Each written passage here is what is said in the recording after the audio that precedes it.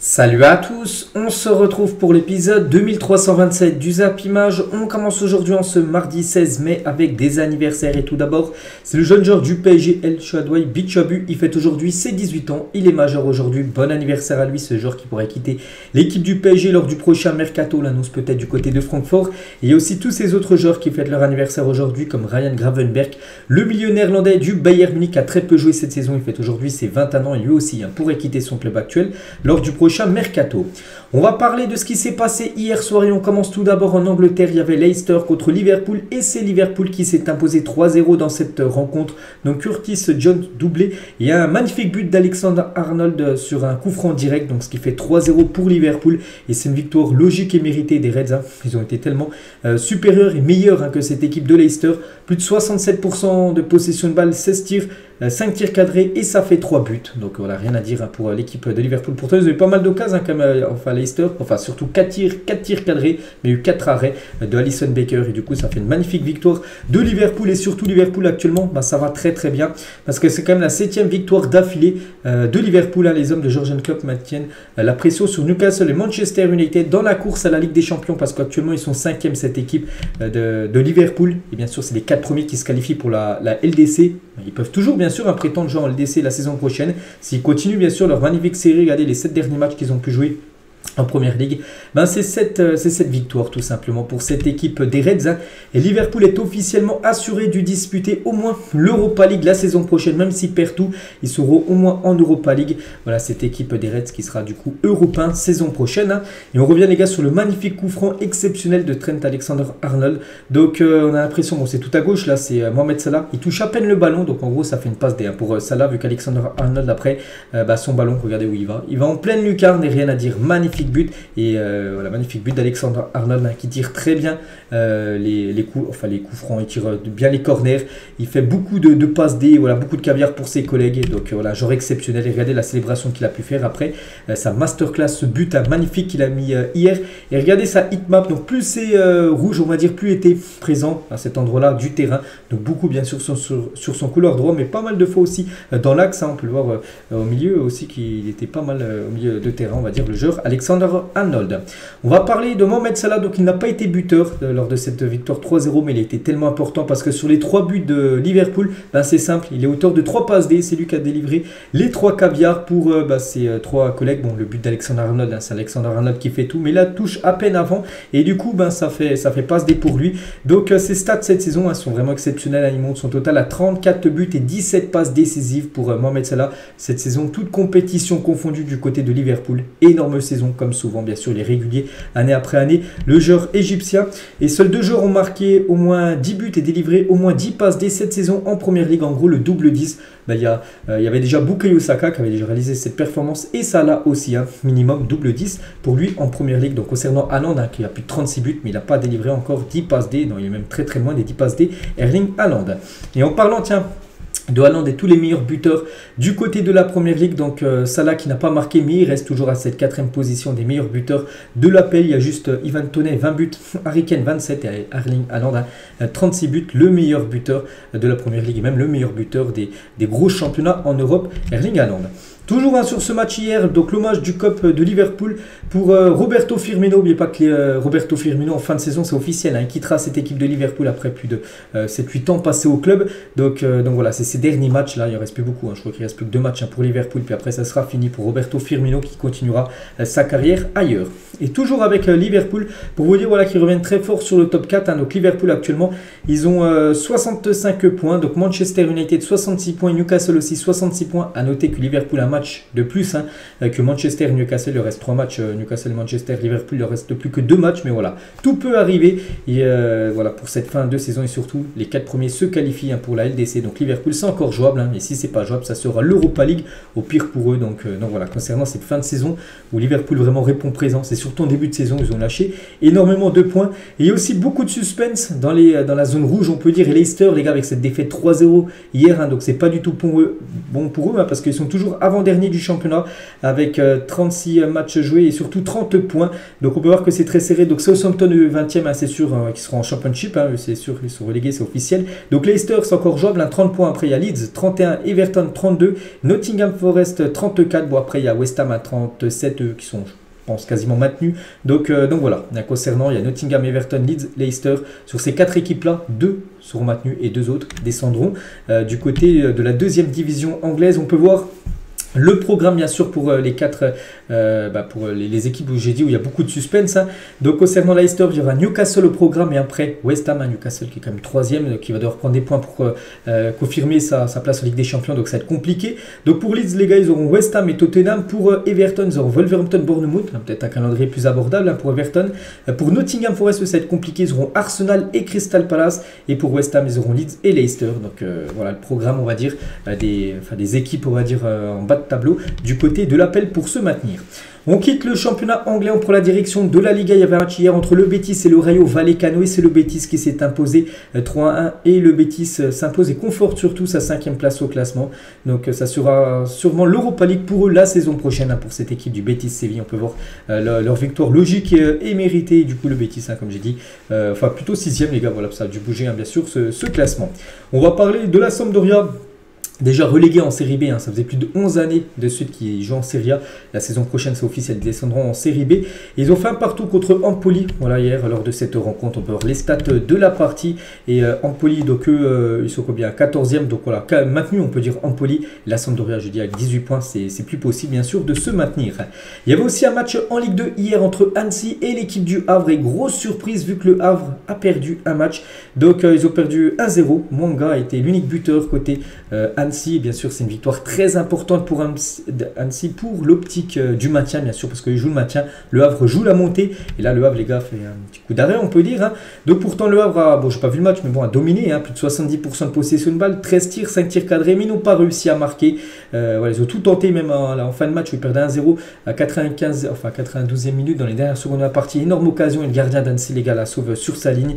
Donc voilà, c'est Annecy, les gars, qui fait la très bonne opération. Et concernant le Havre, hein, donc c'est pour vous dire un événement, parce que le Havre n'avait plus perdu depuis la 2e journée du championnat de Ligue 2. On est quand même fin de saison, à la 35e, 36e par là. Donc voilà, sur le 6 août dernier, leur dernière défaite, hein, n'oubliez pas, ils étaient sur une série de 32 matchs sans défaite en Ligue 2. Et du coup, fin de série pour eux. Donc déjà, on les félicite, hein, par rapport à cette série magnifique, hein. Donc le Havre n'avait plus perdu, je le dis, hein, depuis le 6 août 2022. Et du coup, c'est officiel, hein, le Havre ne battra pas le record d'invincibilité de l'histoire du football français en championnat. Les Havrais chutent à Annecy, hein. Donc leur série de 32 matchs sans défaite en Ligue 2, ils égalent le record de Sedan en 54-55 et du FC Nantes 94-95 aussi, qui avait enchaîné 32 matchs. On prend Ligue 1, Ligue 2, peu importe, hein, cumulé dans, enfin, comment dire, peu importe le championnat, hein, ce que je veux dire. Donc voilà, ces 3 équipes, que ce soit Sedan, Nantes ou le Havre actuellement, 32 matchs d'affilée sans perdre. Dommage, j'aurais pas perdu hier, ça aurait été un record historique, on va dire, du championnat français. Et toujours sur ce match hier, hein, la réaction de Thiar Jamal, un joueur du Havre, après son carton rouge, hein, ils ont pris un rouge en fin de match, hein, l'équipe du Havre. Donc en gros, il a fait un dos d'honneur sûrement adressé aux supporters d'Annecy, donc il sera, on pense, hein, lourdement sanctionné. Et toujours avec cette équipe de Annecy, hein, je dis hier que gagné contre l'équipe du Havre. Donc les 4 derniers buts de Annecy en Ligue 2 ont été marqués sur corner. Voilà, une équipe redoutable tout simplement sur corner, hein, cette équipe de Annecy qui se fait un bien fou, on va dire, au classement, eux qui étaient à la 17e position, hein, ils étaient premiers relégables et du coup avec cette victoire ils passent 15e. Voilà, ils sont il y a Laval et Valenciennes maintenant qui sont derrière eux. Donc voilà, tout reste jouable bien sûr déjà pour monter, hein, et aussi tout reste jouable pour le maintien. Du côté de la Ligue 2, il y aura du suspense jusqu'à la fin de la saison, il ne reste plus que 3 journées. Du côté de la 2e division française, il y avait aussi un match de National hier, et nouvelle surprise en National, Martigues ne profite pas au mieux du faux pas des 4 équipes du top 5 en concédant le nul 1 partout contre Nancy. Martigues, les gars, pouvaient faire la très bonne opération vu que le 2e, le 3e, le 4e et le 5e vendredi n'ont pas gagné en Ligue 2. Donc s'ils auraient gagné hier soir contre Nancy, ils auraient fait une bonne avancée pour monter en Ligue 2. Du coup, ils ont fait un partout contre Nancy, 12e du championnat. Donc voilà, concernant bien sûr ce match de National, hein, c'est pour monter bien sûr en Ligue 2. On va parler maintenant de la Ligue des Champions car la LDC ça reprend et c'est ce soir avec une affiche ce soir, une autre demain. Donc ce soir ça sera l'Inter contre l'AC Milan et demain Manchester City contre le Real Madrid. On va parler tout d'abord de l'affiche ce soir. Entre les deux Milan, Inter, AC Milan, n'oubliez pas qu'au match aller l'Inter s'est imposé 2-0. Donc tout reste jouable hein, même si on sent que voilà, l'Inter elles sont très bien parties pour se qualifier. Surtout au vu de la prestation forte hein, qu'ils ont montré lors du match aller après l'équipe de l'AC Milan. Ils n'auront pas le choix, ils devront absolument montrer un autre visage hein, pour aller en finale de Ligue des Champions. Et regardez le dernier entraînement du côté de l'AC Milan avant d'affronter bien sûr le voisin de l'Inter ce soir. Donc quelques photos de l'entraînement hier avec Olivier Giroud, avec Théo Hernandez, avec Tonali ou même Raphaël Leao. Et Leao les gars qui était absent lors du match aller devrait être là et ça bien sûr c'est une bonne nouvelle pour l'équipe de Milan. Donc blessé à l'adducteur droit et absent lors du match aller. L'attaquant de l'AC Milan, Raphaël Leao, devrait débuter la demi-finale retour de Ligue des Champions contre l'Inter mardi soir. Et bien sûr, l'AC Milan n'est pas pareil quand il est là et quand il n'est pas là. On a pu voir lors du match aller, ça a été le néant. Donc déjà défensivement parce qu'ils ont concédé pas mal de tirs et aussi offensivement, hein, ils ont eu beaucoup de mal à poser des soucis, on va dire, à la défense de l'Inter. Peut-être avec Leao, ça pourrait changer. On verra les gars, verdict hein, bien sûr ce soir. Et Simone Inzaghi, un coach de l'Inter sur Clément Turpin. N'oubliez pas que Turpin sera l'arbitre ce soir du match. Hein. Sur les arbitres, hein, j'ai toujours préféré ne pas parler, sauf en de rares occasions quant à l'arbitre de demain soir. Des amis m'ont fait remarquer qu'il est français et que Milan a 4 joueurs français dans son effectif. Hein. C'est vrai qu'il y a pas mal de joueurs hein, français du côté de l'AC Milan. Voilà ce qu'il a pu dire hein, le coach de l'Inter avant ce match ce soir hein, sur l'arbitre Clément Turpin. Et les deux compos probables ce soir, donc côté Inter-Milan. Donc en gros ça devrait être quasiment je crois la même compo que lors du match aller. Hein, la compo qui a fonctionné avec une victoire vraiment logique et méritée hein, lors du match aller. Donc ça devrait être le même 11 ce soir. De départ avec Lautaro Martinez, Dzeko, même Sananaglu en attaque. Hein. Et côté AC Milan, donc quelques changements. Donc Leao devrait, hein, j'ai bien dit devrait, commencer titulaire avec Giroud, Brahim Diaz, Selmaker, Tonali, Krunic. De toute façon, voilà, ça serait une équipe portée. On peut voir hein, 4-2-3, une équipe portée sur l'offensive. Il n'y a pas le choix. Il faut remonter déjà 2 buts hein, pour cette équipe. De l'AC Milan, Mike Maignan, Théo Hernandez ou même Giroud. Donc voilà, il y aura quand même 3 Français titulaires normalement côté Milan ce soir dans le 11 de départ. Demain, il y a aussi le gros match entre Manchester City et le Real Madrid. Et on connaît déjà le groupe du Real Madrid est officiel. Voici le groupe du Real pour le déplacement à Manchester demain. Et Camavinga est bien présent. N'oubliez pas que Camavinga était sorti sur blessure lors du dernier match de championnat du Real. On peut voir bien son nom inscrit dans les milieux de terrain. Camavinga, bon après peut-être il est inscrit au milieu de terrain, mais peut-être il jouera défenseur. Même si demain, voilà, il devrait peut-être commencer milieu demain. Parce que ça pourrait être à la bas les gars qui pourraient occuper ce poste de défenseur gauche demain du côté de Manchester. Hein. Et Camavinga lui pourrait commencer bien sûr au milieu de terrain avec peut-être Modric et Toni Kroos. Donc voilà, pas d'inquiétude hein, pour Camavinga. Il sera fin prêt mercredi pour la demi-finale de LDC. Toujours avec cette Ligue des Champions, regardez avant les demi-finales retour ce soir. Donc les meilleurs buteurs hein, cette saison, c'est toujours Haaland le meilleur buteur avec 12 buts devant Salah 8 buts et Vini Junior 7 buts. Donc voilà, concernant voilà, Salah et Mbappé, donc, ils sont bien positionnés mais ne peuvent plus marquer vu qu'ils ne jouent plus cette saison. Donc concernant Vini, il peut toujours revenir sur Haaland mais bon, il a quand même 5 buts à rattraper sur l'attaquant norvégien. Et toujours avec City hein, pour vous montrer vraiment ce qu'attend demain le Real Madrid. Hein. Donc City cette saison en 2023 dans leur stade, hein, c'est 14 matchs, c'est simple, 14 victoires, ils ont tout gagné, hein, toutes compétitions confondues. 49 buts inscrits, seulement 7 buts concédés à l'Etihad Stadium en 2023. Donc voilà, demain, de toute façon, il n'y aura pas le choix. Pour le Real Madrid, devront s'imposer du côté de Manchester City s'ils veulent aller en finale hein, de Ligue des Champions. Et toujours avec City, mais là, rien à voir avec la Ligue des Champions, plutôt avec la Première Ligue. Donc City a remporté 11 matchs de Première Ligue d'affilée pour la 5e fois sous Pep Guardiola. C'est que là, il reste sur 11 matchs d'affilée en victoire. C'est déjà la 5e fois sous l'ère Pep Guardiola que City a une série comme ça de 11 matchs d'affilée en tant que vainqueur hein, du côté du championnat anglais. Toujours, tiens, enfin, on revient sur la Ligue des Champions. Regardez les équipes qui s'ajoutent hein, jour après jour, les gars, concernant les équipes qualifiées pour la Ligue des Champions saison prochaine. Donc voilà, City, Arsenal, le Barça, le Real, Naples, Bayern, Dortmund, Benfica, Feyenoord, Celtic et le Belgrade, Red Star Belgrade, donc l'étoile rouge de Belgrade, je crois, c'est ça. Donc voilà, pour l'instant, toutes les équipes qualifiées. Donc voilà, bien sûr, il y en aura bientôt, hein, on connaîtra bientôt, par exemple, le PSG, s'il termine premier, seront aussi ajoutés, tout ça, dans les équipes qui pourront jouer la LDC saison prochaine. On va parler de la une du journal L'équipe aujourd'hui et ça parle de Bernardo Silva. Voilà, c'est Bernardo Silva qui fait cette une. Donc la tentation parisienne en une de ce journal. Donc le milieu offensif portugais envisage de quitter Manchester City en fin de saison. Entre lui et le PSG, l'intérêt est réciproque. Voilà ce que la grosse info comme envoyée par l'équipe que Bernardo Silva devrait quitter l'équipe de City et il est fortement intéressé par l'équipe du PSG. Donc si voilà, Silva est la cible numéro 1 du PSG pour remplacer Léo Messi. Messi, on sait qu'il va quitter le PSG, ça c'est sûr à 100%.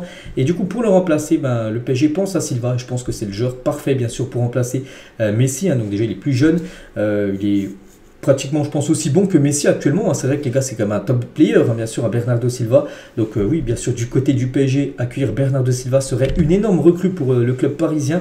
Donc en plus que lui, ça fait comme 6 ans qu'il a passé du côté de Manchester City. N'oubliez pas qu'il y a 6 ans, il avait quitté Monaco pour rejoindre City. Il le dit souvent, Guardiola, que c'est quasiment le meilleur joueur de son équipe. Comment dire, en parlant de Bernardo Silva. Et voilà, le PSG est une destination qui lui plaît beaucoup, voilà, par rapport à Silva. Et il lui reste plus que 2 ans de contrat. Donc voilà, il a un contrat jusqu'en 2025. C'est pour ça que c'est jouable. Après, bien sûr, voilà, s'il est transféré, je pense que ça va monter jusqu'à 80 millions d'euros parce que voilà, c'est comme un top player. Après, pour le PSG, 80 millions d'euros, je pense qu'ils peuvent aller. Ils ont les fonds voilà, pour investir sur Bernardo Silva. Donc voilà, ce serait une immense recrue quand même pour le PSG d'accueillir l'international portugais. Et en plus de Silva, le PSG a ciblé 2 autres ailiers droits. Donc il y a aussi Ryan Cherki et aussi Michael Olise, un jeune joueur de Crystal Palace, un jeune joueur de 20 ans qui a déjà 10 passes D comme cette saison en première ligue. Donc voilà, 2 autres joueurs pistés, on va dire, du côté du PSG. Mais bien sûr, si Bernardo Silva peut arriver, ce serait une magnifique, bonne nouvelle pour le PSG. On va parler, tiens, toujours du PSG, on va parler de Neymar, les gars, qui est arrivé hier à Barcelone et a célébré le titre de champion avec ses anciens coéquipiers à la discothèque Carpe Diem, donc une discothèque du côté de Barcelone, tout simplement. Le Brésilien, comme tous les joueurs du PSG, dispose de 2 jours de repos, ça fait beaucoup parler. Donc là, quand il est arrivé à Barcelone, c'était dimanche. Donc il a passé en discothèque, c'était pas de la nuit dernière, de lundi à mardi, c'était plutôt de dimanche à lundi. Voilà, pour prendre le contexte, n'oubliez pas que le Barça a joué dimanche soir. Ils ont gagné contre l'Espagnol, ils ont eu le titre. Et ensuite, c'est en discothèque, vu qu'ils étaient déjà sur Barcelone, vu qu'ils jouent à l'Espagnol Barcelone. Et du coup, Neymar est parti fêter ça avec eux. Donc voilà, précision importante. Il avait bien des jours de repos, parce que vu que le PSG s'est imposé samedi contre l'AS Ajaccio, donc dimanche et hier, c'était jour de repos du côté de Paris, où ils reprennent aujourd'hui l'entraînement. Donc là, Neymar, bien sûr, sera de retour à l'entraînement. Mais voilà, ça fait quand même parler que Neymar est parti fêter ça, fêter ce titre de champion d'Espagne avec le Barça, son ancien club. Donc voilà, bien sûr, concernant Neymar, ça a été beaucoup cité. Je n'ai pas vu encore de photos de Neymar en discothèque, parce que voilà, ça a pu fuiter pour l'instant. Rien n'a fuité. Et toujours avec le PSG et Neymar, parce que Neymar, pas sûr qu'il soit encore parisien saison prochaine. Et le PSG étudie les options pour peut-être pas débarrasser, c'est un mot fort, de vendre Neymar, on va dire. Donc soit un transfert sec, mais bon, ça va être compliqué par rapport à son salaire, soit un prêt avec une prise en charge partielle de son salaire, soit un échange avec Bernardo Silva, ça peut être une option, peut-être Neymar du côté de City, ou une résiliation de contrat à l'amiable. Donc Manchester United et Chelsea restent à l'affût, voilà, concernant le futur de Neymar. Il y a quand même de fortes chances qu'il quitte l'équipe du PSG lors du prochain mercato. On va parler du Barça, tiens, où était Neymar. Donc il n'était pas là, bien sûr, sur le bus du Barça qui était en parade dans les rues de Barcelone. Voilà, il ne joue pas bien sûr à FC Barcelone, il était plutôt en discothèque. C'était, j'ai dit, de la nuit de dimanche à lundi. Mais hier, il y avait la parade du bus à 18 h, bus des hommes et bus des filles, parce qu'oubliez pas que le Barça féminin a aussi remporté la Liga féminine. Et il y avait beaucoup de monde dans les rues, plus de 76 000 personnes célèbrent le titre du Barça. Dans les rues de Barcelone, voilà quelques photos, voilà, pour vous montrer. Qu'il y avait beaucoup de monde déjà, tout simplement, et que voilà, bien sûr, le Barça a pu fêter ça. Ça faisait 4 ans, depuis 2019, que le Barça n'avait pas remporté la Liga. Et bien sûr, il y avait beaucoup de supporters catalans qui étaient très heureux. Quelques photos, tiens, sur le bus, avec Lewandowski, avec Sergio Roberto, Busquets, qui va quitter le club là dans quelques jours. Donc, ou même Dembélé avec le crack Gavi. Donc voilà, beaucoup de monde du côté des rues de Barcelone. Il y avait encore plus de monde du côté de Rotterdam, plus de 100 000 fans. Il y avait 76 000 à Barcelone, là, 100 000 fans du Feyenoord ont fêté le 16e titre de champion de leur équipe. Feyenoord Rotterdam, je l'ai dit hier dans l'After Zap Image, mais aussi champion des Pays-Bas. Et eux, ça faisait plus de 6 ans qu'ils attendaient de remporter un championnat. Voilà, ils l'ont remporté en plus de haute volée parce qu'ils ont été tellement bons cette année. Donc voilà, 100 000 personnes sont venues sur cette place tout simplement pour fêter ce titre de champion du côté du championnat néerlandais. On va parler de la Juventus Turin qui a communiqué sur la blessure de Paul Pogba. Vous savez que Pogba s'est blessé de nouveau lors du match Juve Cremonese, c'était dimanche soir. Et les tests que Paul Pogba a passés ce matin chez le groupe médical en gros ont montré une lésion de bas grade du l'ictus fémoris de la cuisse gauche, le footballeur, a déjà commencé le programme de rééducation. Donc en gros, voilà, Pogba qui s'est blessé, les gars, rechute de nouveau. Et du coup, il sera indisponible au moins 20 jours. Et 20 jours, les gars, c'est la fin de saison. Là, il reste plus beaucoup de matchs. Côté de la Juve, je crois qu'il reste 3 matchs en Serie A+, peut-être 2 autres matchs. La demi-finale retour et s'il y a bien sûr la finale. Donc voilà, peut-être qu'il pourrait être dispo pour la finale. Bien sûr, si tout se passe bien pour Paul Pogba. Mais voilà, encore bien sûr, un gros coup dur pour lui, les gars. Et on lui souhaite déjà bon rétablissement.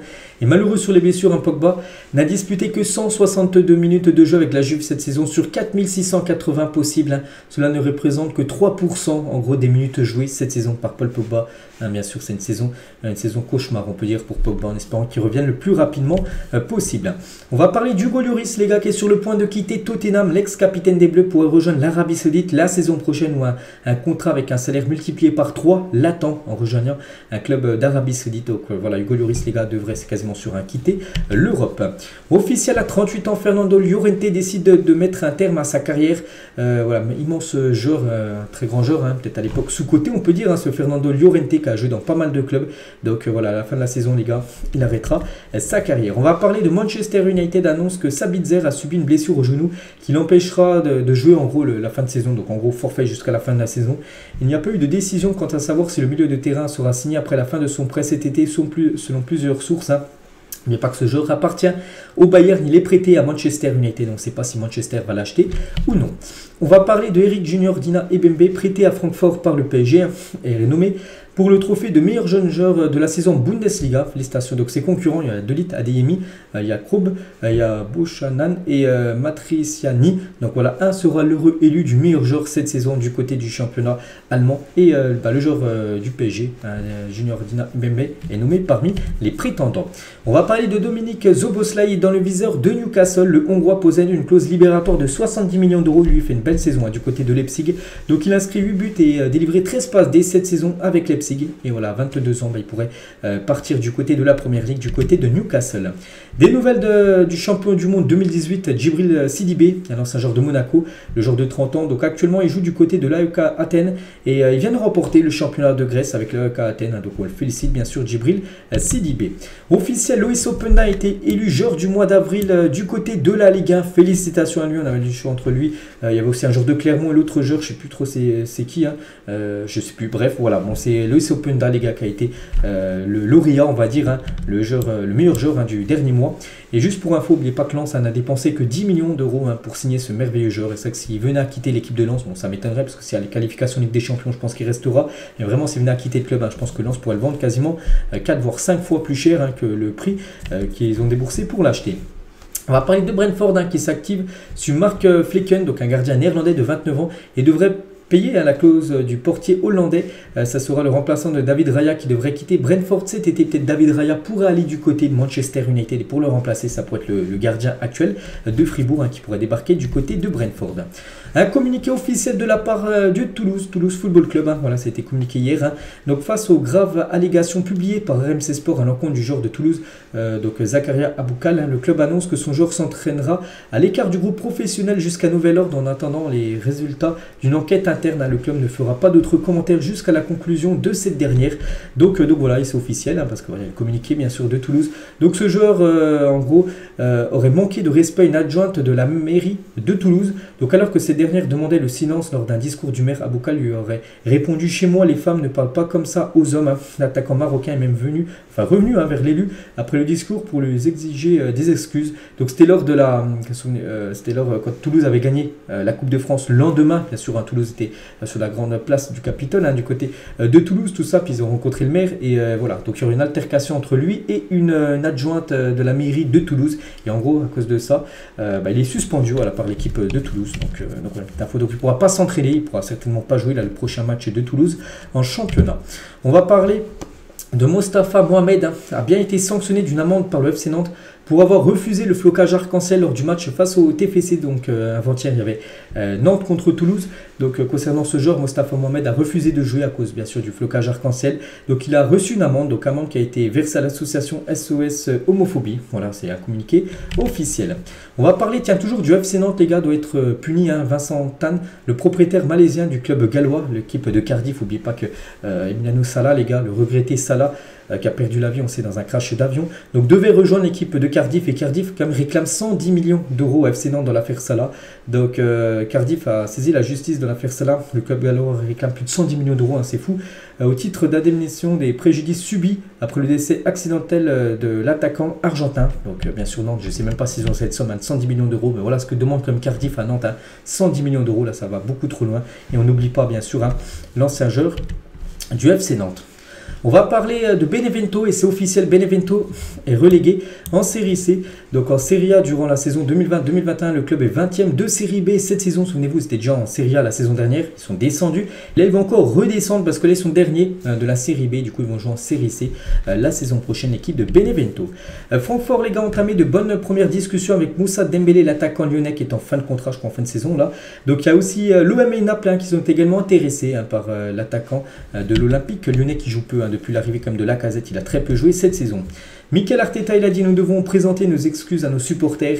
Ils devons avancer rapidement car nous ne pouvons pas nous laisser abattre, hein, voilà, par rapport à cette désillusion contre Brighton. Plutôt un 3-0 ils ont pris, c'est avant-hier, et surtout le titre de Première Ligue qui échappe, hein, tout simplement, cette équipe de Arsenal. Donc il dit en gros il faut que toute l'équipe s'excuse, hein, par rapport aux supporters. Nico Davila, donc joueur de Deportivo Cuenca, donc en Équateur, a reçu le titre d'homme du match avec un trophée un peu spécial ce week-end. Hein. Son club lui a offert un énorme sac de riz. San Isidro, le sponsor principal de son équipe. Voilà, donc voilà, petite info concernant ce joueur, hein, du côté du championnat d'Équateur. On va parler d'un journaliste chilien. Il a dit: l'OM a parfaitement défini l'ordre de prolongation d'Alexis Sanchez. N'oubliez pas que Sanchez, les gars, est en fin de contrat, en fin de saison. Pour l'instant, c'est pas ce qu'il va faire. Hein. Peut-être il attend de voir si Marseille finira en Ligue des Champions ou non saison prochaine. Hein. Et de plus, Arsenal a recommandé à la direction de le faire revenir, hein, du côté des Gunners, en espérant pas, hein, surtout du côté de Marseille. Hein. Il faut le conserver, bien sûr, Sanchez, surtout au vu de la saison qu'il est en train de faire. Magnifique saison. Il y en a qui le considéraient finito au début de saison. On peut voir la saison exceptionnelle qu'il est en train de faire. Donc pour l'instant, c'est toujours pas ce qu'il va faire, en espérant qu'il reste du côté de la Ligue 1. On va parler des débuts compliqués pour l'adjoint historique de Zidane, hein, David Bettoni, qui vient de se faire licencier de son poste d'entraîneur du FC Sion après 2 mois passés sur le banc. Souvenez-vous, hein, c'était l'adjoint de Zizou à l'époque du côté du Real. Et donc du coup, lui, il a pris une équipe première et c'est lui vraiment l'entraîneur. On va dire, enfin, l'entraîneur principal, et ça se passe plutôt mal. Hein. Donc bilan 2 victoires, 2 nuls et surtout 6 défaites. Et actuellement son équipe du FC Sion joue Balotelli ou encore William Cyprien est dernier du championnat suisse à 3 journées de la fin et donc en danger de relégation. Il pourrait descendre en 2e division. Hein. Cette équipe entraînée par Bettoni, il a été viré après seulement 10 matchs de championnat. Bakambu, les gars, l'ancien attaquant de l'OM, et il termine meilleur buteur du championnat de Grèce, un attaquant de l'Olympiakos. C'est une magnifique saison pour lui, on le félicite, hein, bien sûr, Bakambu. Hein. On va parler de Ramos, les gars. La tendance est une prolongation de contrat de Sergio Ramos d'au moins une saison, vu qu'en fin de contrat, là, en 30 juin, dans 1 mois et demi, et il devrait prolonger, d'après ce qui se dit, une année de plus du côté de Paris. Regardez les Bleus du week-end, en gros, les Bleus les plus performants, comme je sais pas, tiens, comme Mbappé, 2 buts, hein, contre Ajaccio, 25 buts en championnat pour la 4e fois de sa carrière. Nkunku, les gars, 2 passes D, soit une de plus que lors de ses 22 premiers matchs de la saison en championnat. Bon, après, il a été longtemps blessé. Koundé, les gars, donc un but, premier but pour Barcelone, toute compétition confondue. Jonathan Klaus, une passe D impliquée dans 11 buts en championnat cette saison, record parmi les défenseurs. Ou Colomani, un but, et décisif pour la 24e fois cette saison en championnat, plus que tout autre joueur, hein, du côté de la Bundesliga. Félicitations à ces joueurs français, les gars, qui ont performé ce week-end. N'oubliez pas qu'il y a bientôt un rassemblement, dans 1 mois à peu près, les gars. En plus, le 16, je crois que c'est peut-être une journée d'un match, hein, le 16 juin, donc dans 1 mois jour pour jour, il y aura les 2 derniers matchs de l'équipe de France pour cette saison. Match pour se qualifier pour le futur Euro.